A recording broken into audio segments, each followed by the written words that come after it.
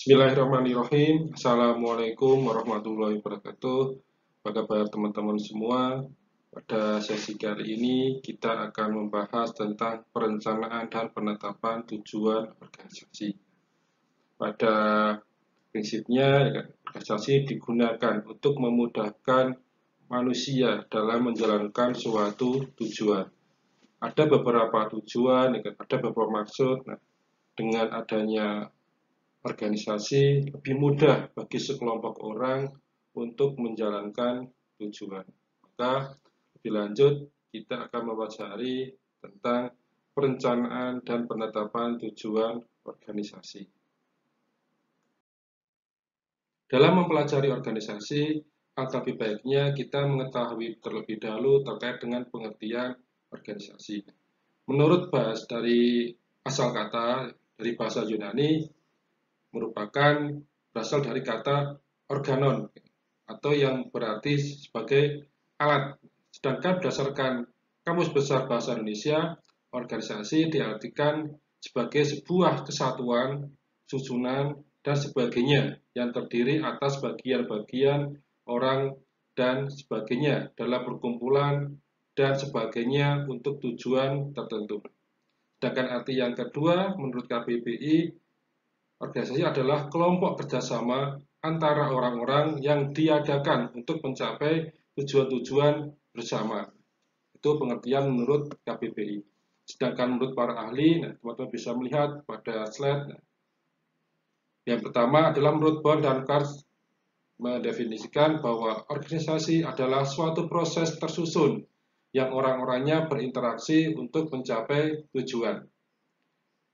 Ahli yang kedua menurut Stoner mengartikan bahwa organisasi adalah suatu pola hubungan-hubungan melalui mana orang-orang di bawah pengarahan atasan mengejar tujuan bersama. Sedangkan yang ketiga, menurut Stephen mendefinisikan bahwa organisasi adalah sebuah kesatuan sosial yang dikoordinasikan secara sadar dengan sebuah batasan yang dapat diidentifikasi untuk tujuan bersama maupun kelompok. Itu merupakan pengertian dari organisasi menurut para ahli. Berdasarkan definisi organisasi itu mencakup 3 elemen. Yang pertama terkait dengan elemen interaksi manusia. Yang kedua terkait dengan kegiatan mengarahkan pada tujuan. Yang ketiga terkait dengan struktur. Nah, kita akan bahas satu persatu. Yang pertama terkait dengan elemen interaksi manusia. Dengan adanya organisasi memudahkan komunikasi maupun interaksi antar anggota organisasi, baik dalam satu lingkup, dalam satu internal maupun dengan anggota organisasi lain yang di luar atau organisasi lain yang berbeda. Maka kemudahan ini memberikan gambaran, memudahkan kelompok orang kan untuk bergabung dalam satu struktur. Manusia dapat menemukan jati diri sesuai dengan keahlian, karena masing-masing orang itu memiliki keahlian pada bidangnya. Dengan adanya organisasi, manusia tersebut bisa mendapatkan atau bisa memperoleh tempat yang sesuai. Yang kedua terkait dengan elemen yang kedua terkait dengan kegiatan mengarahkan pada tujuan. Prosesnya adalah memberikan arahan pada manajemen agar berjalan baik atau berjalan sesuai dengan tujuan yang telah ditetapkan. Nah, tujuan ini akan memberikan kemudahan bagi semua anggota organisasi. Berikut dengan arahan dari pimpinan kepada bawahan. Sedangkan yang ketiga, elemen ketiga terkait dengan struktur. Struktur disusun berdasarkan unit kerja dan bidang keahlian. Jadi kita membuat struktur sesuai dengan kebutuhan dan memasukkan beberapa orang yang ahli di bidangnya.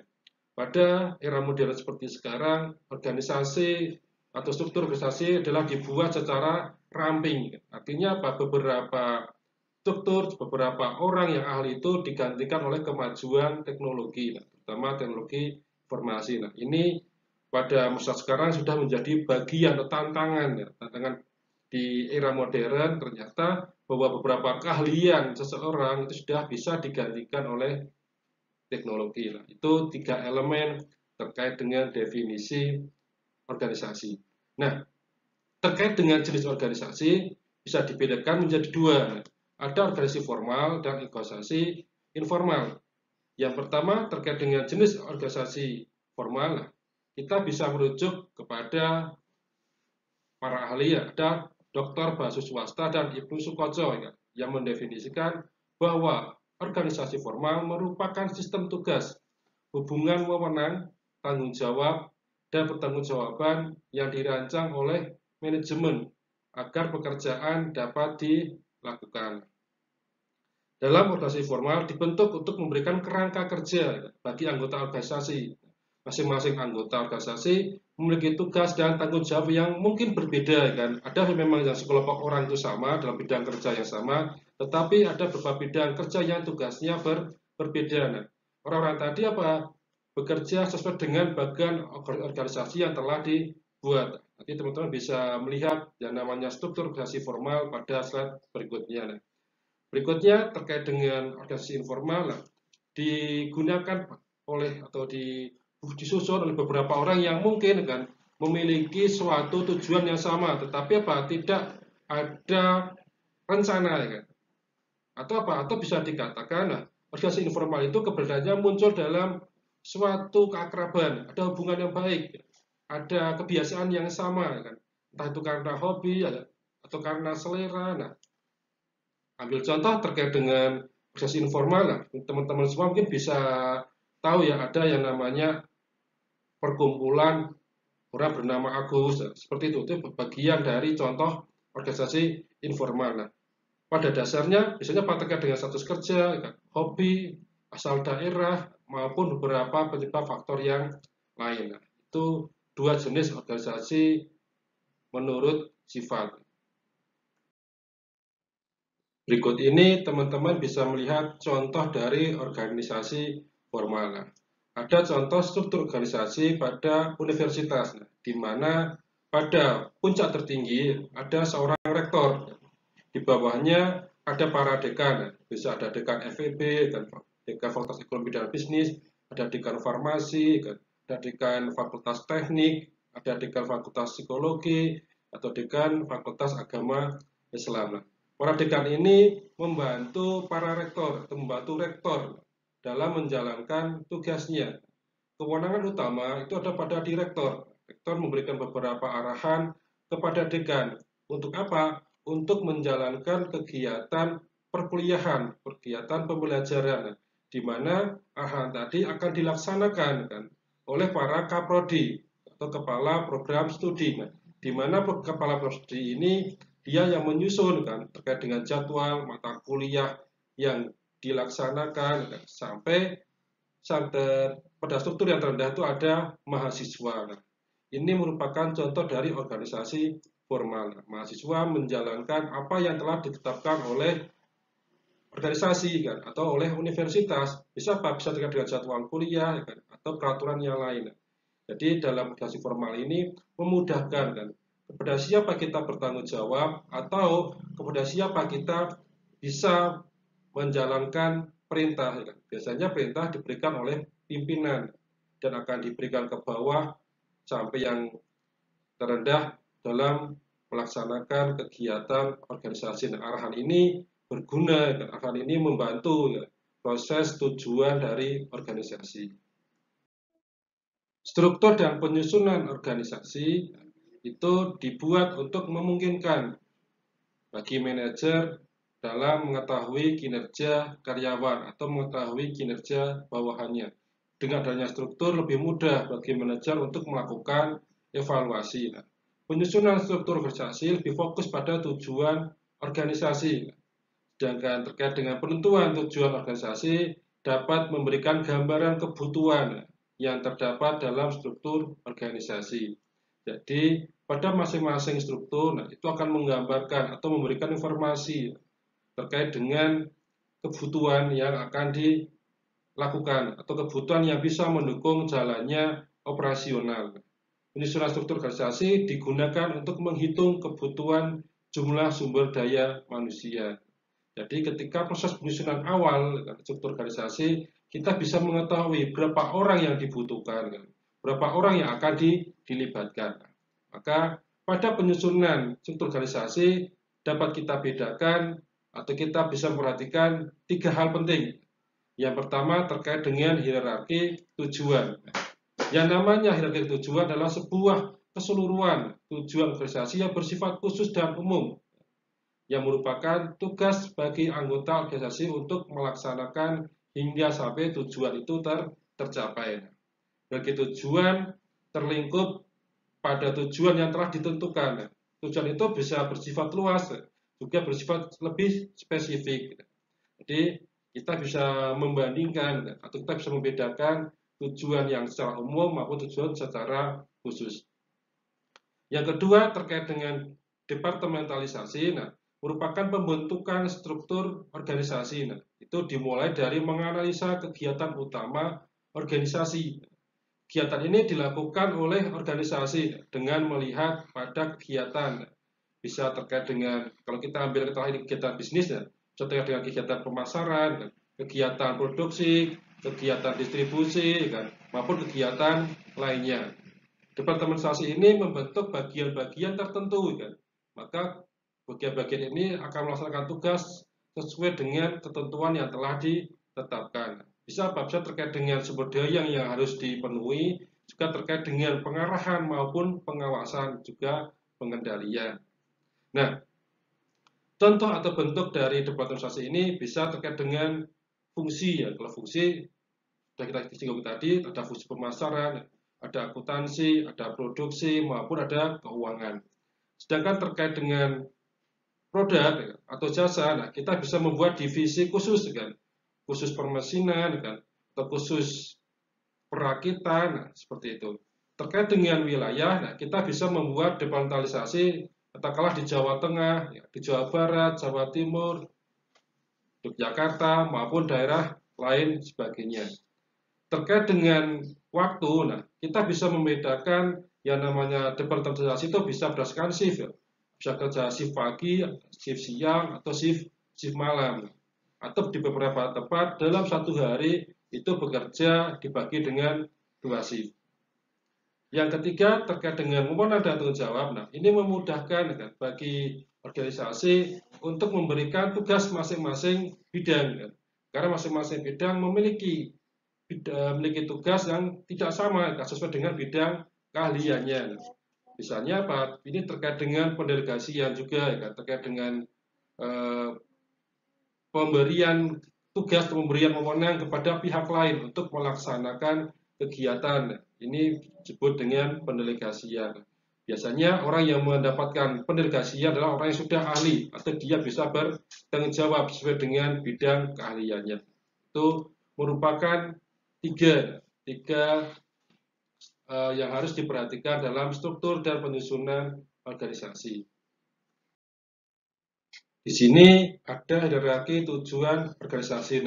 Ini disusun untuk memudahkan bagi organisasi menyusun tujuan dan melaksanakan tujuan. Yang pertama atau yang tertinggi adalah tujuan organisasi. Di beberapa tempat itu bisa disebut dengan sebuah visi. Nah, tujuan ini apa? Tujuan ini akan dilakukan atau diturunkan menjadi beberapa kegiatan, yaitu di tujuan divisi. Nanti di bagian divisi juga akan memecah atau membuat beberapa kegiatan yang lebih spesifik yang akan diturunkan menjadi tujuan departemen. Secara khusus, departemen akan memberikan tugas atau diberikan tujuan dari kelompok kerja. Akhirnya atau di ujung nanti ada tujuan individu, di mana setiap karyawan atau setiap orang akan melaksanakan kegiatan melaksanakan tugas sesuai dengan tujuan yang telah ditetapkan. Tujuan ini merupakan bagian dari capaian sebuah organisasi. Bentuk struktur organisasi itu bisa dibedakan menjadi 5.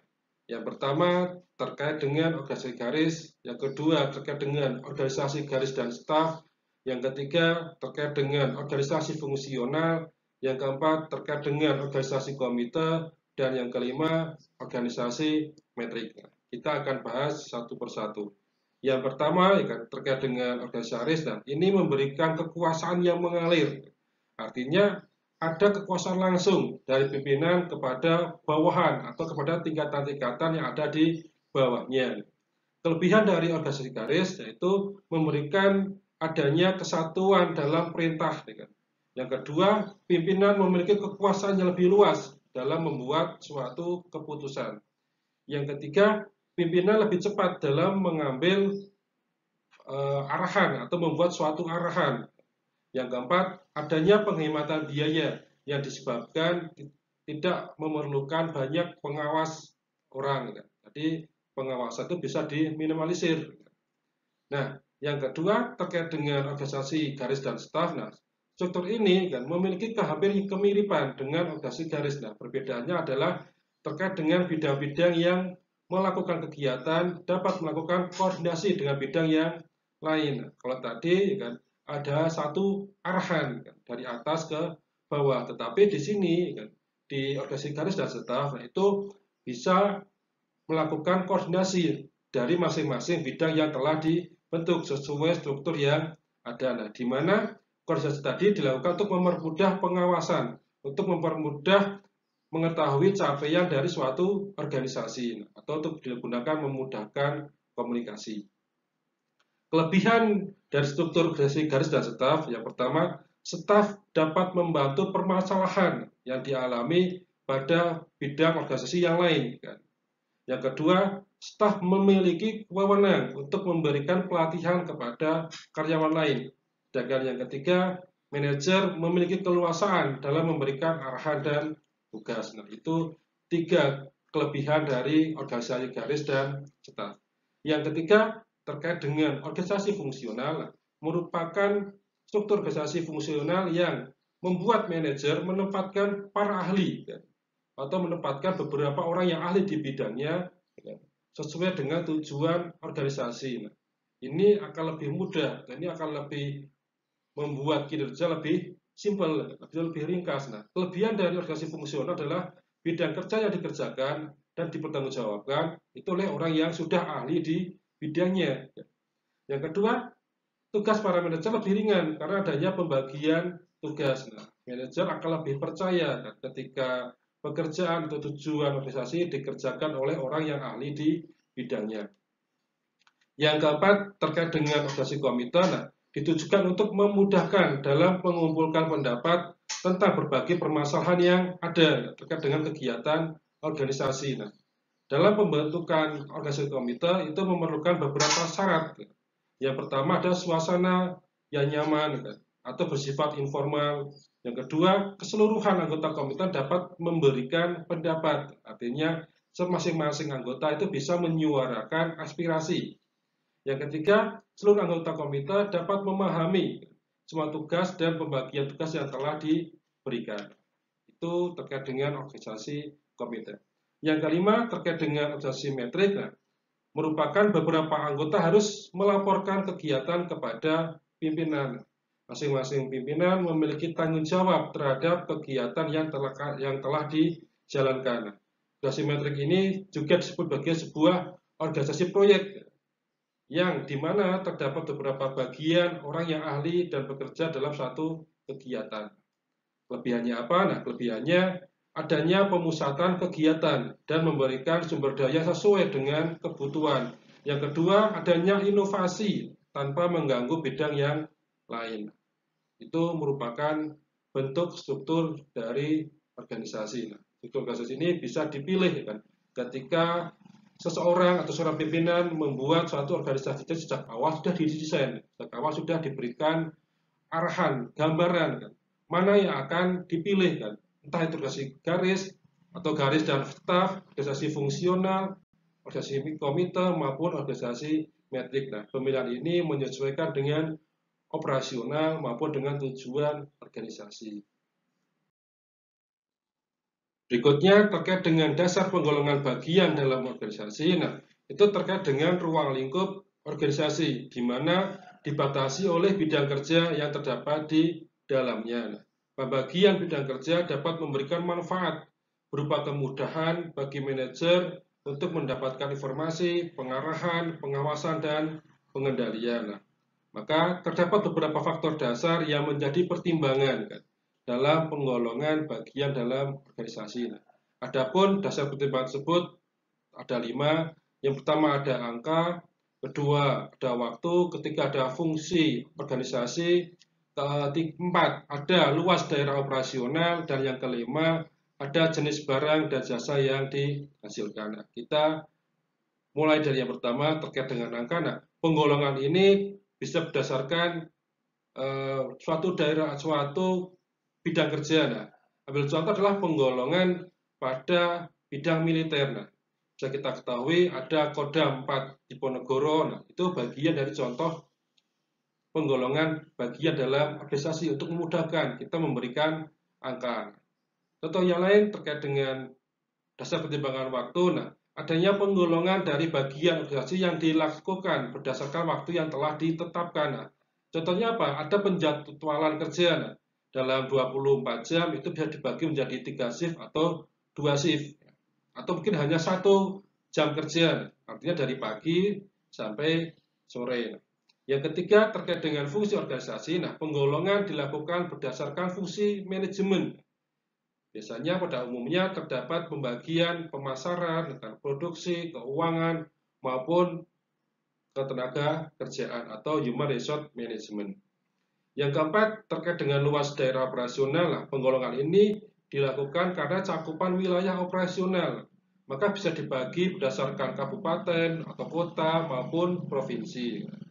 Yang terakhir, ada jenis barang dan jasa yang dihasilkan. Nah, maka penggolongan menyesuaikan dengan produk yang dihasilkan atau jasa yang ditawarkan. Nah, gunanya apa? Gunanya pembagian ini untuk memberikan fokus pada karakteristik produk maupun jasa.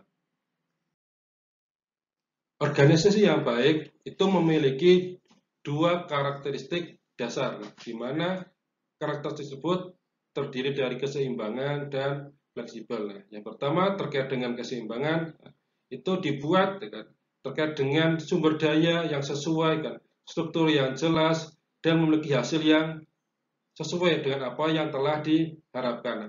Adanya target, adanya capaian, itu juga apa? Juga memberikan gaji yang sesuai kepada karyawan. Artinya apa? Pimpinan memberikan tugas, memberikan perintah, memberikan target kepada karyawan, maka perusahaan juga harus memberikan hak yang sesuai. Kan? Maka ini merupakan karakteristik yang harus dimiliki pada organisasi yang baik, yaitu keseimbangan. Yang kedua, terkait dengan fleksibel. Nah, pada era modern seperti sekarang, perubahan terus terjadi dengan cepat. Perkembangan teknologi informasi itu memberikan perubahan selera, perubahan operasional. Maka yang namanya organisasi harus fleksibel terkait dengan perubahan. Akan tetapi juga harus memperhatikan tidak semua perubahan itu bisa membawa ke arah yang positif dan juga yang bisa mengakibatkan risiko kegagalan. Ini penting bagi pemimpin atau bagi manajer untuk memperhatikan karakteristik fleksibel. Dalam melakukan pengembangan organisasi, kita bisa melakukan 4 fase. Fase yang pertama ada fase penilaian, di mana seorang manajer melakukan analisa secara menyeluruh terhadap peristiwa yang terjadi di dalam maupun di luar organisasi. Yang kedua ada fase pemecahan masalah. Manajer memberikan keputusan terhadap temuan yang dihasilkan. Dalam fase penilaian, manajer menyusun kebutuhan yang diperlukan berdasarkan kondisi terbaru. Biasanya apa? Terkait dengan biaya, upah tenaga kerja atau jumlah tenaga kerja, dan faktor penentu lainnya.